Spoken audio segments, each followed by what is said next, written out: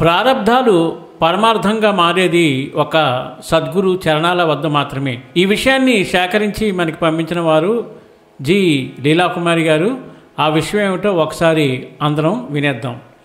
ప్రవాహంలో కొట్టుకుపోయే మనని పరమార్థంలోకి ప్రవేశపెట్టడానికి, మన తలరాతల్ని మార్చడానికి గురువు తనువుని దాల్చి ఇలకు దిగివచ్చారు. పరమార్థం అంటే ఇష్టం లేని వారికి కూడా పరమార్థ మాధుర్యము అందించడానికే సద్గురు రూపంలో ఇలకి వచ్చారు. పరమార్థం నెరవేరేది, ప్రారబ్ధాలు పరమార్థంగా మారేది ఒక సద్గురు చరణాల వద్ద మాత్రమే. ఓం సాయిరామ్, జై సాయిరామ్, జయ జయ సాయిరామ్. ఇంత అద్భుతమైన విషయాన్ని మనం అర్థం చేసుకుని అందరం కూడా ఆ సాయినాథుని యొక్క సద్గురు చరణాలను ఆశ్రయిద్దాం. సర్వేజన సుఖినో భవంతు, లోకా సమస్త సుఖినో భవంతు. ధన్యవాదాలు. స్వస్తి.